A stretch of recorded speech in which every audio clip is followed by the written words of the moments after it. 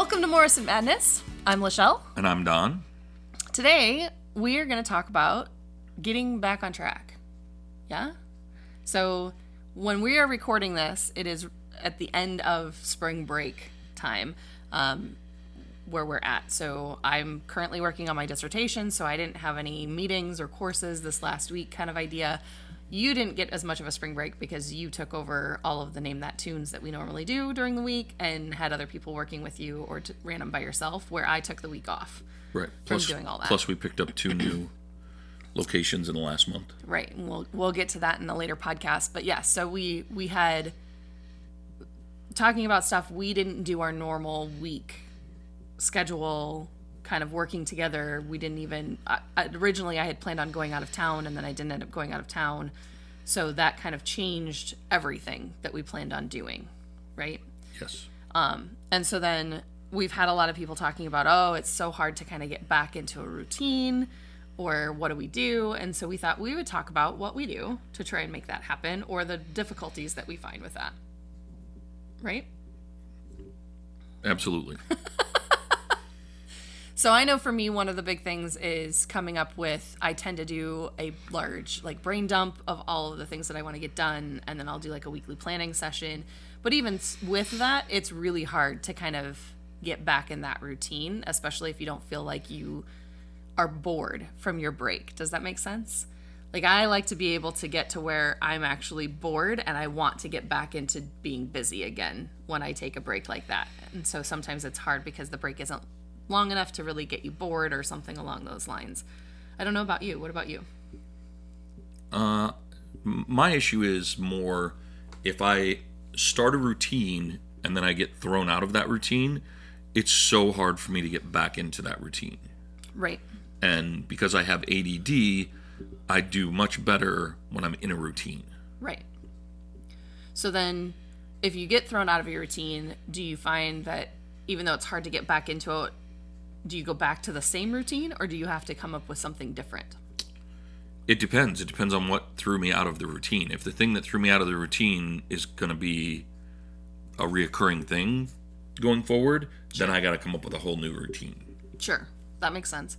But if you went on vacation for a week, when we went on the cruise a couple years ago. Then I could just step right back into what my routine was. Okay. So as long as you've taken a break from your routine and you're just coming back, then it's fine. Yes. You don't have much problems getting into it. Right. Okay. So what are some of the things that you do to motivate yourself to get back into a routine, though? I don't know. That's tough. I mean,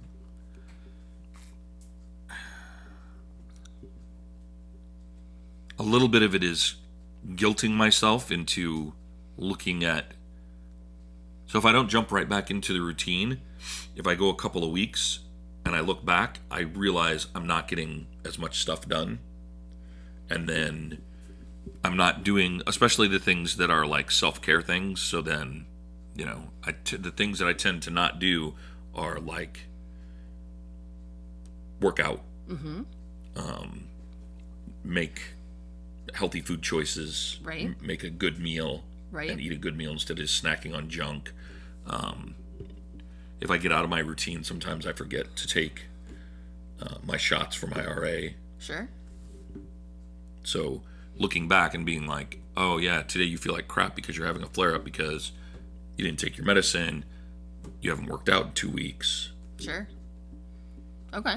Yeah, so doing that self-reflection and a little bit of guilt potentially, right. But sometimes it's just a matter of acknowledging that you don't feel good because you didn't work out, or right.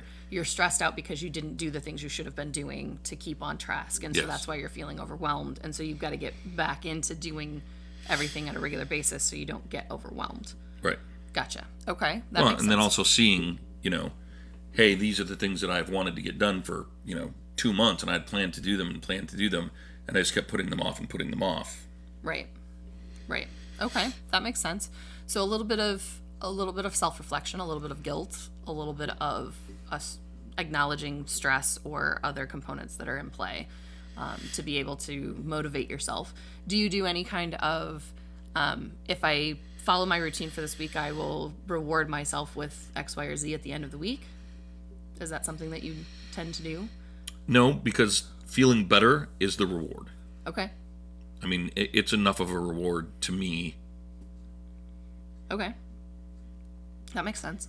I suppose if I got to the point where I was doing it so consistently that then it was a habit, then I might start rewarding myself. I guess. I don't know. Yeah, and that brings up a good point, the habit comment, because I think we have talked about this in a prior podcast, but I don't know that we've really gone into depth on it, that there's a lot of research out there about habits and how habits are good for you and things along those lines. And I don't dispute that research at all. I think it is good. I think a lot of people work very well off of habits. But we have talked about how developing a habit is very difficult for both of us. That neither one of us have the type of personality that tends to become like addicted to things. Like I don't have a caffeine addiction, even though I might drink soda every day for a year. I can go a month without drinking soda if I don't have access to it, and it's fine. I don't get headaches. I don't have that component to where I'm craving it in that way. And you have the same kind of concept, the same components, right? Yeah. And so we've talked about, and I don't know if there's research out there. I've always been curious. I've just never had a chance to really look to see if there's something other than, like there is such a thing as an addictive personality, that you are easily addicted to certain things. And that can be, you can become addicted to substances. You can become addicted to watching TV or being on social media, or addicted to working out. I mean, they could be healthy addictions as well. But it's one of those things that if you don't do it, it really bothers you. You have a physical or emotional reaction to not doing something because you've become addicted to it. It's so much of an ingrained habit in that way. And I almost wonder if we don't have that type of personality where we're like anti-addiction. Like we just don't develop addictions. We don't develop the habits in that way, because we can have a habit for weeks. And if we're out of it for 1 week, it's harder for us to get back into it than it is for most people. Yeah, I don't know. I mean, I have that. I agree with you 100%, because like most people, they start watching a TV show, you know, especially now when you can stream stuff like Netflix and Amazon. Right. You start watching a TV show, and because you don't have to wait, you're watching 2 or 3 episodes at a time, or you might watch 1 episode every single night. Well, heck, I'm watching Breaking Bad, and I might go 3 weeks and not watch an episode. Right. And then if it's a rainy, crappy day out, I might watch 3 episodes in a row while I'm doing something in the living room. Right. You know, on the computer. Sorting cards or working on the computer or whatever. Right. Making up, name that tune list. Yeah. And I can just fall right back into where I was. Right. But it doesn't bother you to not see Breaking Bad for 3 weeks. No. You're not saying, oh, I can't wait till I have that opportunity to watch that next episode. No. I'm excited when a new season of something comes out that I like. Right. But, yeah, no, I don't. Right. And I'm the same way. Like, I can watch stuff and then I can just not see it for a long time, and it's fine. And I don't have that craving if I need to go back and watch to see what's happening next, necessarily. It bothers me when we stop in the middle of the episode. We did talk about that. But that's just a weird thing for me, that I think it's more, I like to finish. When I start on a project, I like to finish the project. And to me, like watching a TV show, I want to finish that TV show so then it's done. And it's not something that I feel like I need to finish to be done.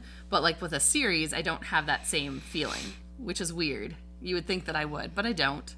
Even within a season, I don't. I don't feel like I have to watch until the end of the season before I can take a break. Right. So, I mean, we've talked a little bit about the fact that we have tools that we use, and about how you help me get tools set up in place. So, like, you know, we use a calendar.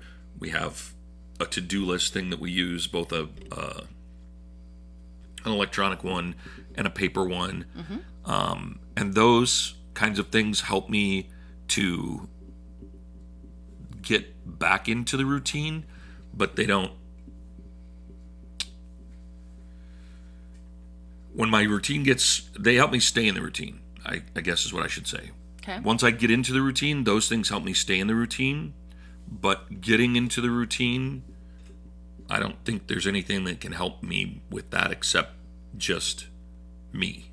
You have to make the decision to get into a routine. Yep. Yeah.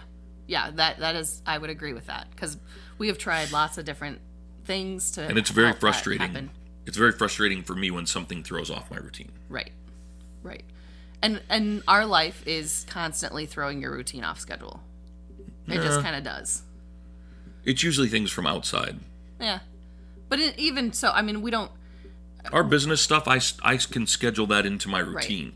But when something comes up with, one of our parents becoming ill, or one of the kids having an issue... Yeah, that's harder on you. Or we've hired somebody to do a job and they don't show up. Right. That kind of stuff really... the biggest impact on me has been in the last 2 years with getting me out of a routine and making it hard for me to get back into a routine is the puppers. Yes. And we haven't had them for 2 years, so that's hilarious. But I'm saying in the last 2 years. Oh, in the last 2 years, the biggest thing that got you out of routine was the pups. Yes. Okay. I was going to say, we've only had the puppers for 9 months. I realize that. And they make it very hard to get back into a routine. They do, yes. Because when we go on vacation, it screws up their routine. Right. And then... we have to work to get them back onto a routine when we get back, which keeps us from being directly into our own routine again. Yes. Yeah, absolutely true. And this could be the same thing if you have pets or kids or whatever, that this affects you in the same way. So we're basically acknowledging that when you take a break, you may have had a great routine, everything was running smoothly, but for some reason you need to take a break, whether it's because you took a week of vacation or you just decided to do a staycation and, change up your routine and do things around the house instead or whatever instead of going to work, or somebody in the family became ill or something along those lines to where you had to drop what you normally do and you completely changed it, and now you're coming back to what's supposed to be somewhat of a normal routine, and how difficult that is to get back into that. And that's kind of what we're just trying to acknowledge here, is that, yes, we understand it's hard. And it's more difficult when you don't have a 9-to-5 job. Yes.